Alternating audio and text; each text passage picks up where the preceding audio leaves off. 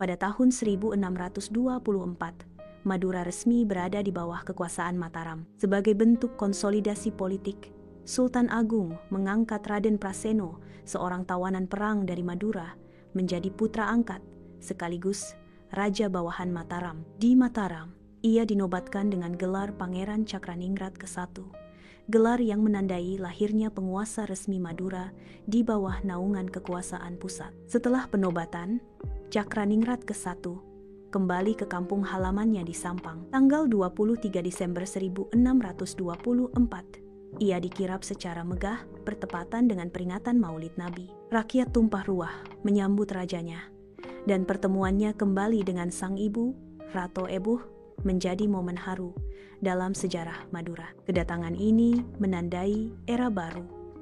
Madura kini memiliki raja yang sah. Sampang dipilih sebagai pusat kekuasaan karena letaknya strategis di tengah pulau. Di sana dibangun keraton, dan dari sanalah roda pemerintahan mulai dijalankan. Cakraningrat ke-1 mengadopsi sistem pemerintahan Mataram. Wilayah Madura dibagi menjadi beberapa daerah dengan penguasa setingkat bupati. Wilayah Pamekasan diserahkan kepada Pangeran Megatsari, Sumeneb kepada Raden Mas Anggodipo.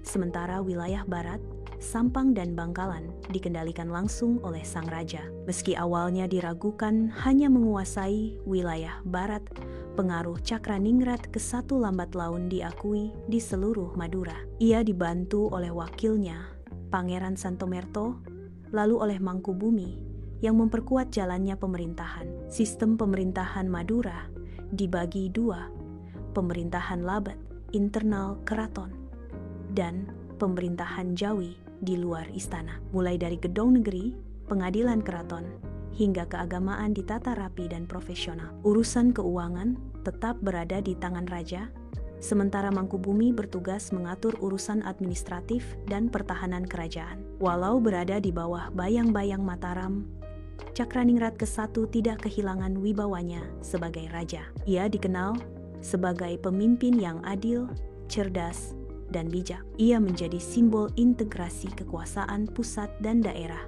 serta penghubung antara aspirasi rakyat Madura dan kepentingan Mataram. Warisan pemerintahannya menjadi fondasi kuat bagi keberlangsungan kekuasaan Madura ke depan. Ia dikenang bukan hanya sebagai raja pertama Madura yang diakui secara resmi, tapi juga sebagai pemimpin yang dicintai dan dihormati oleh rakyatnya.